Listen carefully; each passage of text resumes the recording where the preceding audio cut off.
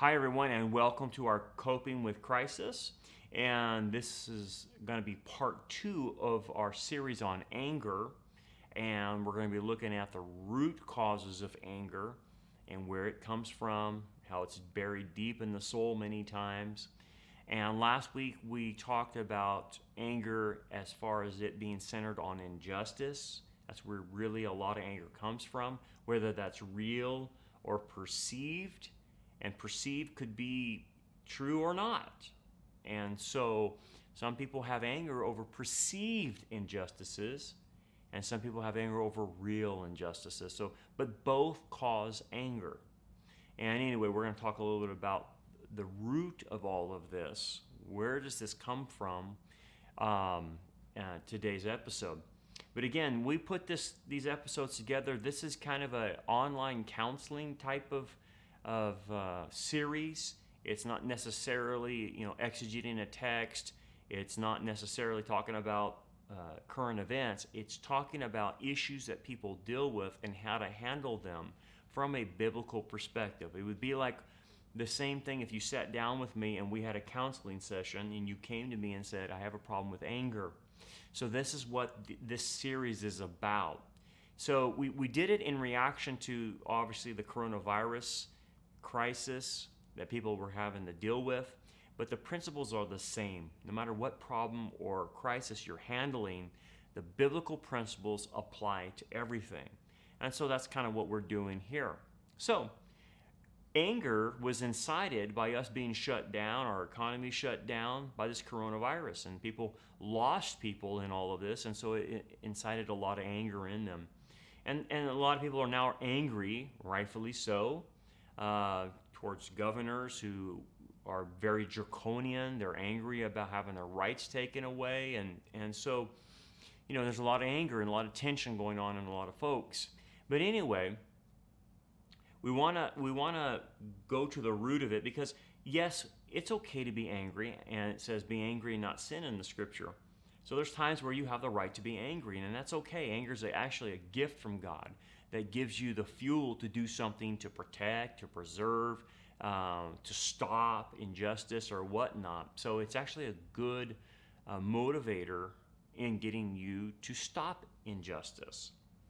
But when you see anger taking control of an individual, and maybe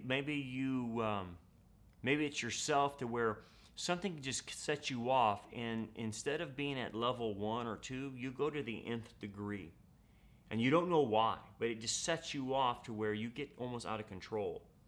Well, that's something inside of you that's more than just the frustration or irritation that's going on around you currently. And what you're looking for is patterns of this. The patterns in your life will tell you, that wait a second, you are struggling with anger. This is not just you being angry at, some globalist agenda or something like that, or, someone cut you off on the road. There's something underlying that's causing kind of a fiery coal inside of you that's always lit. And all someone has to do is touch it and throw gasoline on it by triggering you, and then you go crazy. You lose it. That's what we're talking about. Another caveat I want to make before we go into this is that when you see anger from yourself or a person all of a sudden, and it's not part of the normal pattern of how they behave, you might want to take a step back and realize maybe there's something else causing it that's not necessarily spiritually related, or coming from injustice and them being angry about it. It could mean that they're on drugs, or they have clinical depression, or they have some form of mental illness, or they're taking certain medications, or they've had a head injury, or their hormones are out of whack, or they have an illness, or they have some type of stress on them that's out of the norm. When you see anger coming from those, that's not what we're talking about. That's not a habitual pattern. That's something from the outside affecting them, and it's causing an unusual frustration, anger, whatnot. That's not the problem, because when those things go away, the problem of anger goes away too. So we're talking more of a pattern of a life that's caused typically by, some type of trauma, injustice, emotional, physical, whatever, spiritual trauma that's set up in the person. Anyway, that kind of anger has deep roots in the soul. The writer of Hebrews will talk about having a root of bitterness inside you. And anyway, last time, again, just as a reminder, we talked about destructive behaviors that anger creates in us, like unforgiveness is a big hallmark of it, not being honest with ourselves. People just say, I'm not angry, I'm not angry, I'm not angry. And they're really not being honest with themselves. They are angry. And they're angry over something, but they won't identify it. So they rationalize it, minimize it, or deny it. They become critical of others. They lash out or explode at people. They hurt the ones they love typically. They hurt innocent bystanders, so to speak. And they obviously lose fellowship with the Lord and others because of their anger. And so there's a lot of consequences that come from having this deep-seated anger. And also last week we talked about that anger is triggered either by the things we do or someone affecting us unjustly, or someone that we love is being treated unjustly. So when we see that, that becomes a major trigger. It sometimes can be related to someone, obviously from the outside, that's affecting us or our loved one. But typically, like we talked about last week, we're usually triggered by people who are on the inside of our social network, like our friends and our family. And we feel that they've betrayed us when they treat us this way. We don't care if, some of these politicians who are on the left do bad things to us. We don't like it. It angers us, but it doesn't hurt us as deeply as when someone who's on our inside circle does it to us, like a friend or a family member. That's when we really have a problem. And that's where the majority of pain comes from. When a family member or a friend does something wrong to us, why do we take it so personally? You don't take it personally when Nancy Pelosi or Gavin Newsom or Chuck Schumer does something politically against us. We don't take it personally, so it doesn't bother us that much. It's when someone we love or supposed to love us and accept us and relate to us and love us unconditionally and care for us does something against us, whether it's real or perceived. Okay? That's where it all starts happening in us, and it ignites this out of control flame of anger. Well, what happens? What happens? So where is the root at? Where do these hurts and pains come from? Well, the overarching idea is injustice. Okay, got that? And typically it's from loved ones. Okay, so we got that under our belts. Okay. So let's get to the heart and the root of where this is centered on. First, when injustice happens to us by someone we love, our hearts get a stake driven through it. It's like someone stabbed you in your soul with a knife, and it went right to your heart. It is a very painful thing when someone we love betrays us. We want, obviously, unconditional love, and we need it. But when someone we love and who is supposed to love us unconditionally doesn't provide this, either passively or aggressively doesn't provide it, we experience rejection instead of acceptance. That rejection, rather than acceptance, causes major anger. So the result is that we tend eventually to use this anger in life to try to scare people or manipulate people to get people to not reject us or abandon us. Okay? So for instance, someone might, in a marriage, threaten to leave them, threaten to divorce them in order to scare them. So they use their anger as a threatening device to manipulate people or to scare them not to abandon them, not to reject them. And so that's when you know there's something deep down about your anger that centers in on rejection. So you got to think back into your past. Did you feel, whether it's real or perceived, that your parents rejected you? If that's the case, then you're going to have a root of bitterness about that rejection.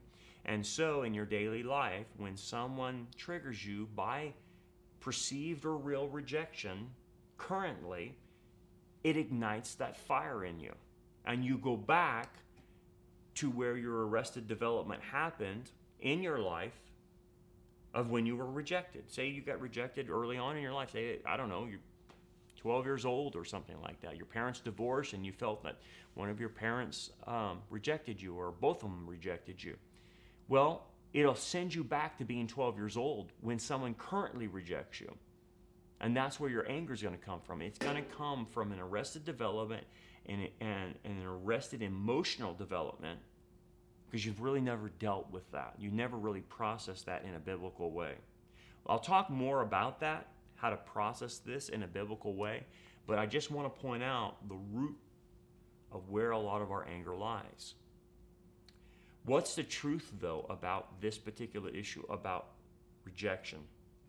Well, the truth that you have to keep telling yourself is that we live in a fallen world, and that the fall has affected everyone, and everyone has a sin nature, as you know. Even the people who love you have a sin nature. And if that sin nature is not mastered, that sin nature will control your loved one, your family, your friends. Because if they are not mature believers, if they don't have the tools available to them, because maybe they're not a believer, in order to handle, life and manage life, then they're inevitably going to hurt you, because the sin nature hurts people.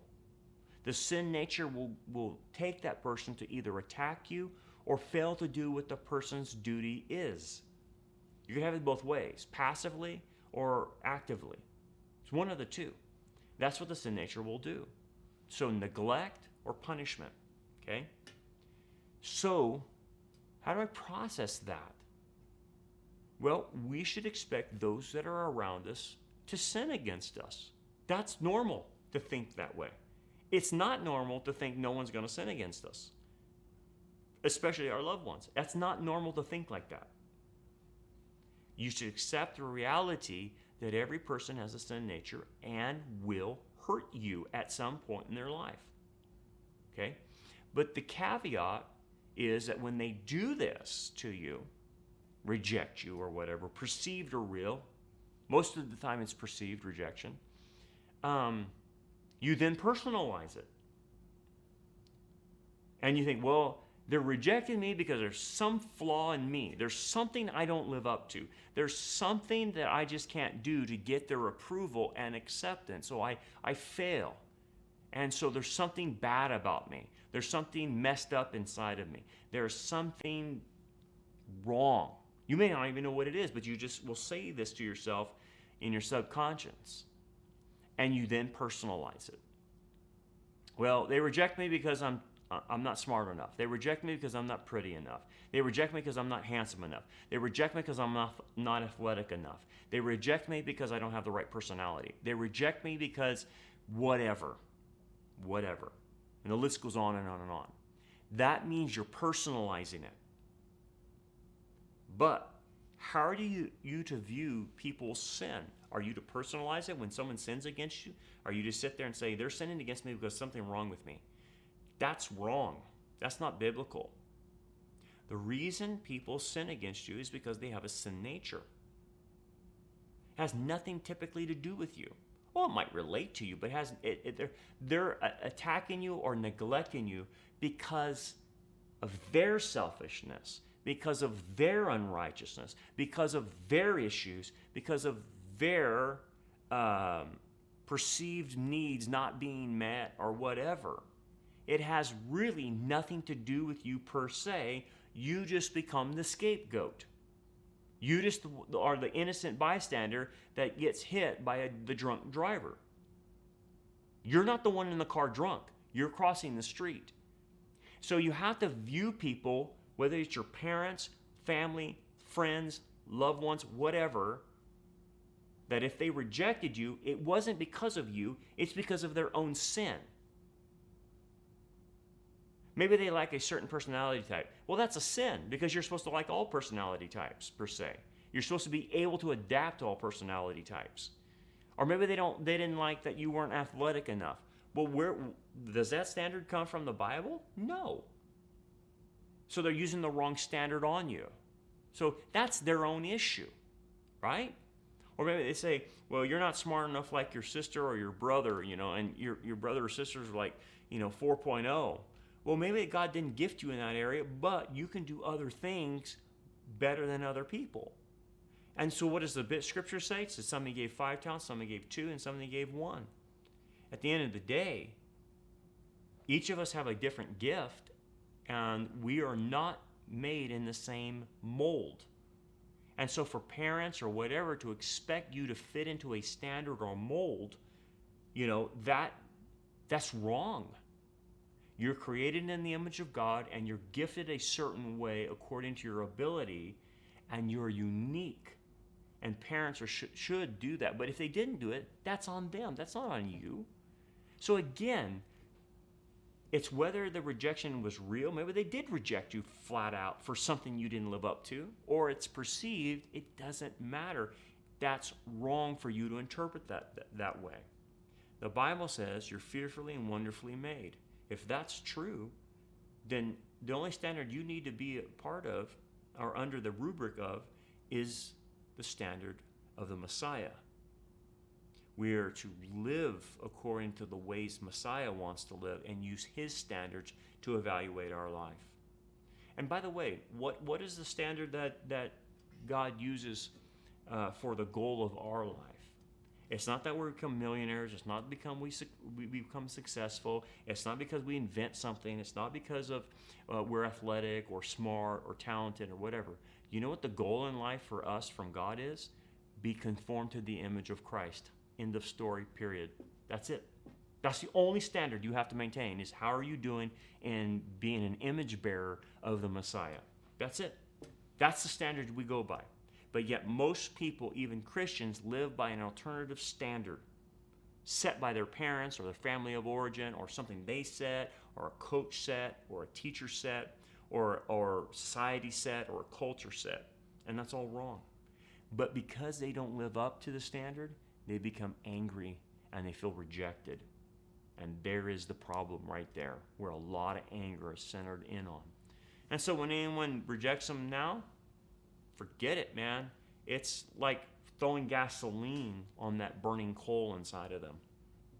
The second thing I want to bring to your attention where the root is about anger and injustice is that our God-given rights or our loved ones' rights were violated by someone or stomped on by someone or bulldozed by someone. And this is where a lot of the bitterness and anger comes from. Again, it centers on injustice, whether it's real or perceived, but we feel that our rights were violated or our loved ones' rights were violated.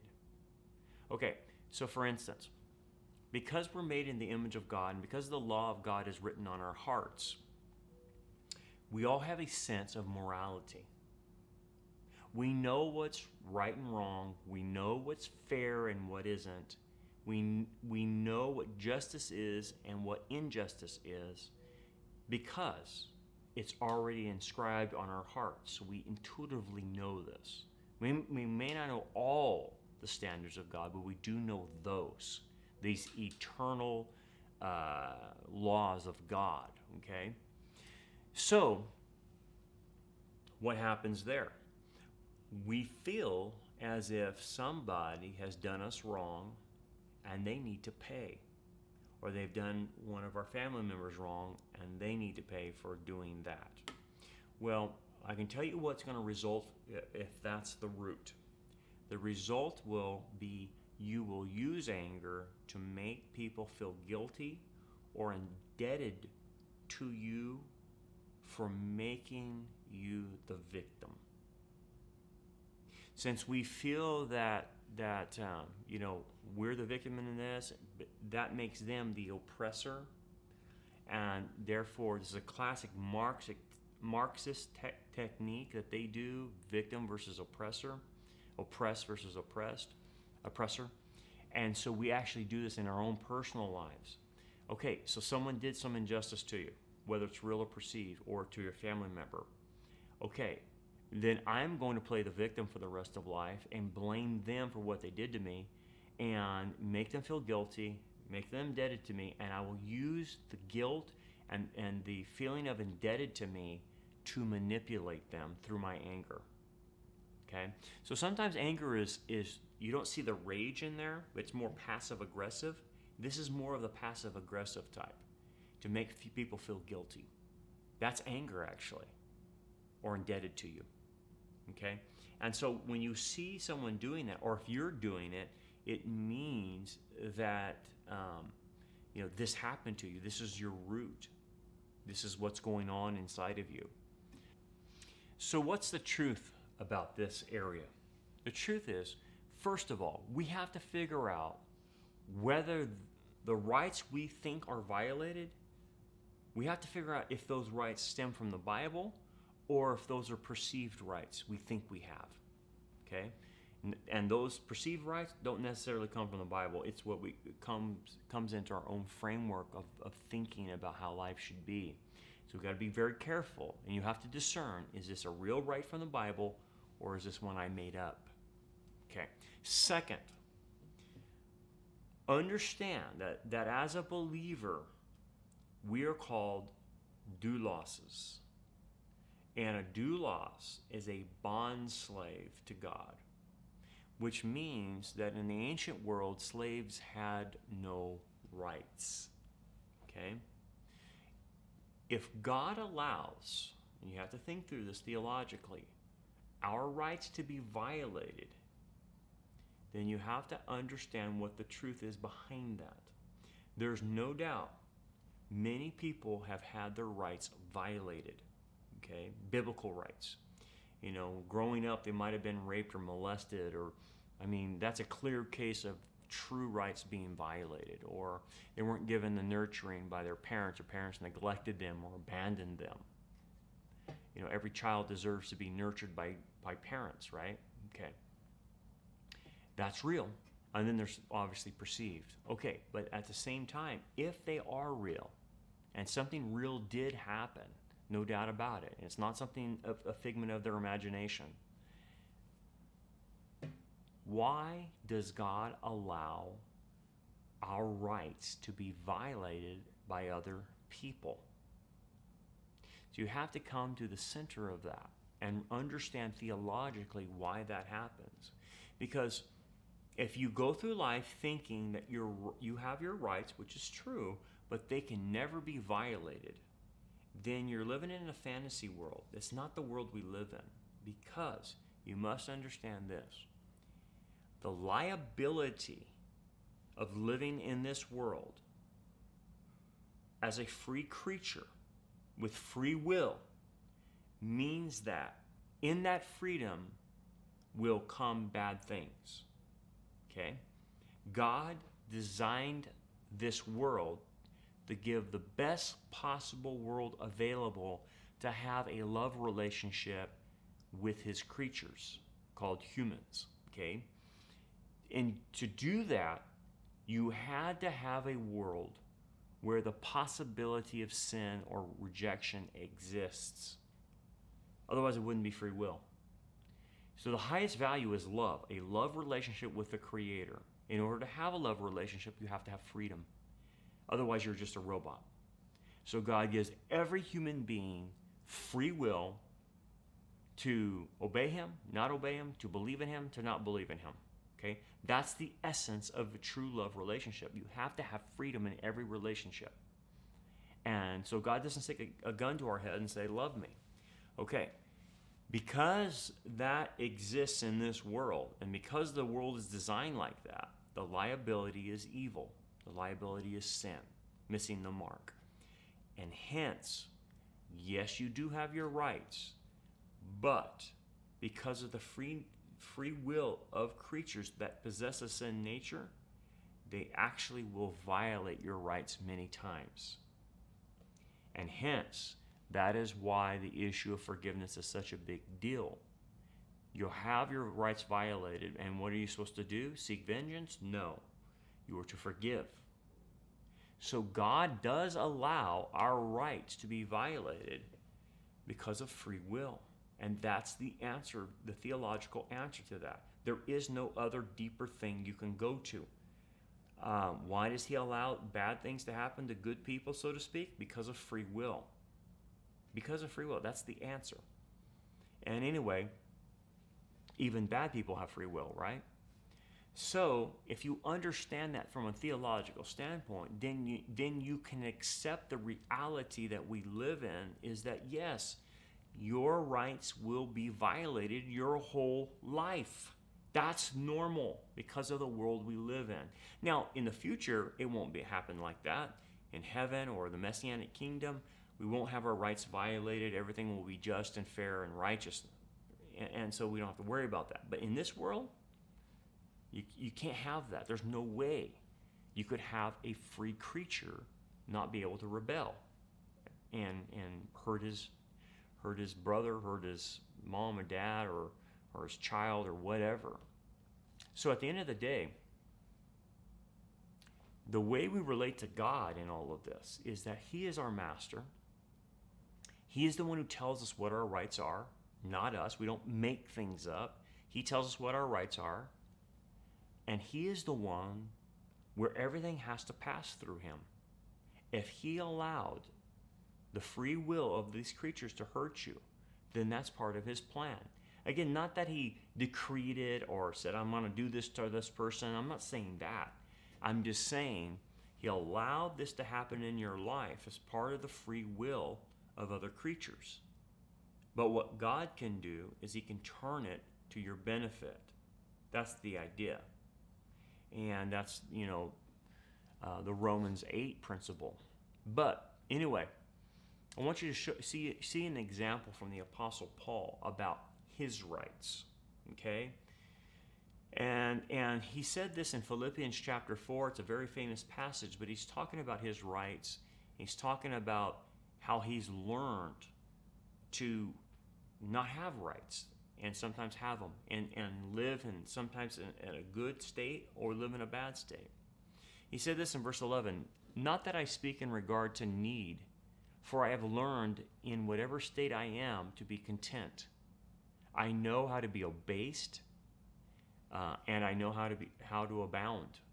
Everywhere and in all things I have learned both to be full and to be hungry, both to abound and suffer need. I can do all things through Christ who strengthens me. Now the idea is this. Paul lived in the Roman world where he had very little rights, even as a Roman citizen. And he had less rights than you and I do here in America, no doubt about that. But Paul learned how to be content even when his rights were taken away. This is a prison epistle. He's writing this from prison. He had no rights in prison, right? And so he's learned to be abased, and he's learned to go without. He's learned to be hungry. And so all these rights we think we have, Paul was willing to give them up if the master guided him eventually, or allowed him, I should say, to be arrested and put in prison. Paul's greatest work really was done in prison with the prison epistles. But nonetheless, again, it's about not worrying so much about your rights, but just using whatever state you have for the master's benefit.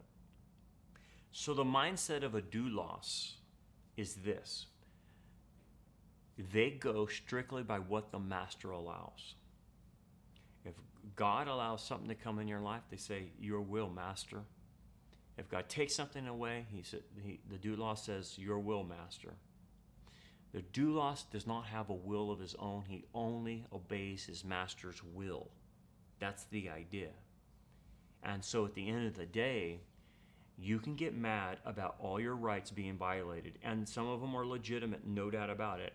But if you continue to center in on the injustice of your rights being violated, you will forever be stuck. Forever stuck. You have to approach that as a doulos and say, Lord, somehow this happened to me. You're going to make good out of this. I know you will, because you said you would in Romans 8. And I have to trust you. I can't go back in time and change things. I can't right now enforce a penalty on these people who violated me. It is what it is. And so I'm a doulos. I have actually no rights. I submit my rights to you, Father. That's how to approach that theologically. The third route that a lot of people have is they have a plan for their lives and what they think should happen, and that plan gives them a sense of security. But then things happen in their life and their plans get disrupted by other people. Okay? That's usually how it goes. Or just by the fall in general. And basically, this causes a lot of anger in folks when their plans get disrupted. And so, currently, if they have this coal of fire in them about this particular area, when someone's actions, like currently, endangers what they have mapped out for their lives and their plans for maybe their children or whatnot, that they feel that their destiny and their plans, the destiny of their kids or their loved ones, is in jeopardy, and they will fight over that. They will be so angry, they will go on the rampage. Have you ever seen these parents at these ball games, and they're just going crazy over a bad call from an umpire, or a bad, something happens on the field that was unjust? Have you ever seen that? I mean, I've been in the stands and people are just cussing at the umpires from the stands, and they can't control themselves. Why is that? Because they have a plan. Whether that plan is for them or maybe their kid on the ball field, maybe in their mindset, in their thinking, and a lot of parents are out of touch in reality with their own kids. They have a 10-year-old playing in a Little League game, but in the back of that parent's mind, his plan for that child is to be a major leaguer one day. And you say, I can't believe people would think like that. I can, because I see it. They do think like that. They have a plan that their kid's going to be a professional football player at 10 years old, or baseball player, basketball, golfer, whatever. And it's like delusions of grandeur, okay? But why? They have a plan. So when they have their kid get a bad call on them in whatever sport, they go crazy. Do you know why? Because someone is threatening the plan of success.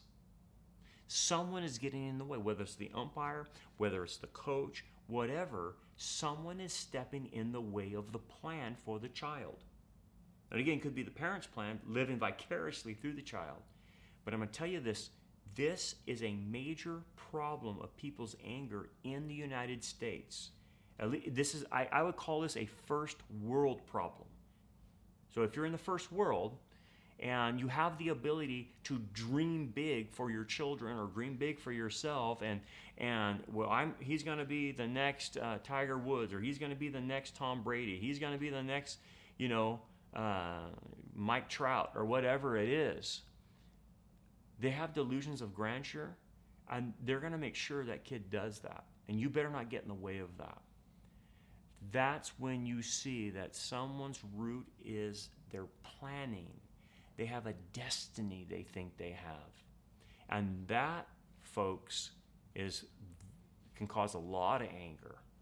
So the result is they will use their anger to control others and try to overpower them to ensure their plans don't get messed up. So, for instance, just use the analogy.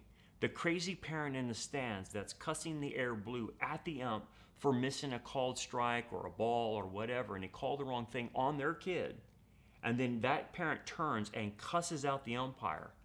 They're using anger to overpower or control that person. That's what's really happening because of their plans have been messed up. And so what's the truth in all of this? What's the biblical truth about our plans? Well, I can tell you this. Whatever you have planned for your life, probably not going to happen. It's probably delusions of grandeur, of you not thinking in reality. And I don't mean to step on anyone's dreams or plans, but at the end of the day, I know what the Bible says. We are to submit our plans to God and see whether or not our plans are according to His plans and His will. Because if they're not, you're off target. I was off target. A lot of people are off target. They have this mindset of what's going to happen to them. And then they get to middle age and their plans didn't go. And then they have this middle age crisis, so to speak, where they don't have a grip on reality because nothing they planned happened.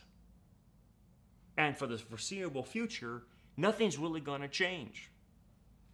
They're not going to be the millionaire they thought they were going to be. They're not going to be the inventor they thought. They're not going to be the pro golfer. They're not going to be this or that.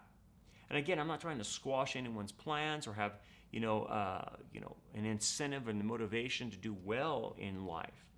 But what we find out in James chapter 4, verses 13 through 15, it says this: "Come now, you who say, today and tomorrow we will go to such and such a city.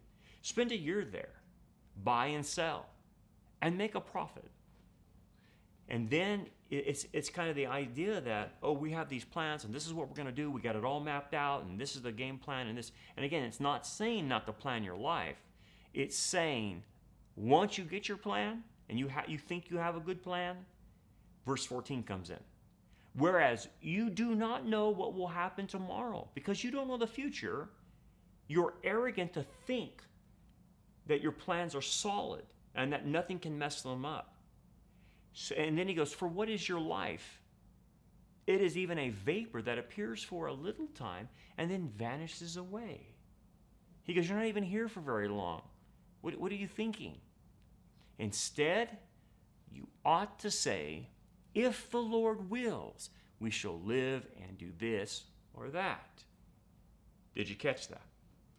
You can make plans, but you must submit those plans to the Lord, and He has every right to change them at any point in time. He will redirect you. He will guide you. He will lead you. And what ends up happening? I can tell you what happens with this. God changes their plans because it's not the best plan for them. God knows us better than we know ourselves. He knows what is best for us. He's a good Father. And He knows the future. He has what we call middle knowledge. What that means is God knows all the hypothetical situations He could put us in and how we would react. He knows what would hurt us and what would help us. And so God, as a loving Father, is going to put us on a path and a plan of His that does us the best good spiritually. But a lot of people don't like that. A lot of people have a hard time with that because their plans get disrupted, whether by other people, reality, or God Himself, and He redirects you because it's not the best thing for you. And you know what? They not only get mad at people, and reality, they get mad at God. Why did you change my life in the direction I was going? I had a plan, but now this happened and that happened and you allowed this. And so they get really upset with God. They break fellowship with God. They're so mad. And so at the end of the day, the truth is we have to submit our plans before the Lord. If you do not, and you hold on to your plans, you will be a very angry individual, because I can guarantee you, whatever you had planned when you were 19 is not coming to fruition. That was a 19-year-old brain. A 19-year-old brain without a lot of spiritual maturity. And look what happened. Now, do some people get to live out dreams? Of course they do, but they're like less than 1%. But there's only one Tiger Woods. There's only one Michael Jordan. There's only one Tom Brady and in the whole world of 7 billion people, okay? And you have to come to grips with that. And at the end of the day, you have to accept the plan God has for you. And that acceptance takes away the anger. So we're going to stop there for this session. We're going to continue this next time, and we're going to look at the 4th and 5th roots of anger and dive into those a little bit more in depth, and we'll further go on and to extrapolate how to get out of this, how to move through this, to process all of this. But first of all, you have to identify, obviously, where the roots are, because you have to get those out. So identification of the root becomes a major deal in getting anger out of you. So we'll continue this conversation next time. And again, we thank you for joining us. And usually we do one of these once a week. So look on our website once a week. If you want, a great thing would be to subscribe and click the little bell there. And that will alert you to when we upload these. And that would really help you guys out in that regard. So anyway, God bless you. We'll see you next time as we continue to explore the topic of anger.